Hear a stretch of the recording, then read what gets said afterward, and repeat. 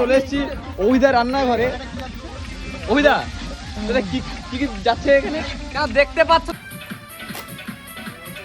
আদি মানে তো পাথর ঠুকে তো সো হ্যালো আমার মিষ্টি বন্ধুগণ, কেমন কাটছে দিনকাল, মানে আজকের এই দিনটা কেমন কাটলো তোমাদের? দেখো, আজ আমি ভিডিও শুরু করেছিলাম আমার হসপিটালের গেটের সামনে দিয়ে, কিন্তু সকাল সকাল হঠাৎ ডিজিটাল আসছে মনে হয় এখানে।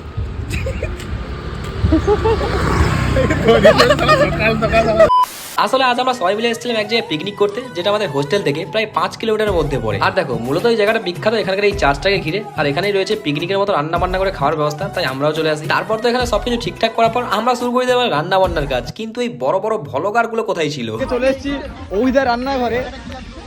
অভিদা দাদা কি কি যাচ্ছে এখানে? কেন দেখতে পাচ্ছ না কি যাচ্ছে? বড় বড় মুখ করে বলছো, দেখতে পাচ্ছ না? ঠিক আছে দাদা কি কি যাচ্ছে একটু বলুন। আরে ভাই দেখতে পাচ্ছ না? কে রে? আচ্ছা কি রান্না হচ্ছে? কি রান্না দেখতে পাবে? দাঁড়াও না, খেয়েও যাবে আবার কি বলবো? দাদা এখানে যে আগুন জ্বলছে, এখানে কড়া বসাননি কেন? যাই হোক, চলো, বাকি থেকে গেল আর অনেক কিছু, যেটা ভাবছি আমি তোমাদের এক বড় ব্লগে দেখাবো, যদি সবকিছু ঠিকঠাক থাকে। তো চলো আজ তাহলে এতটাই থাক, দেখা হচ্ছে পরের ভিডিওতে, মানে কালকেই আর কি। আজকের মতো বাই।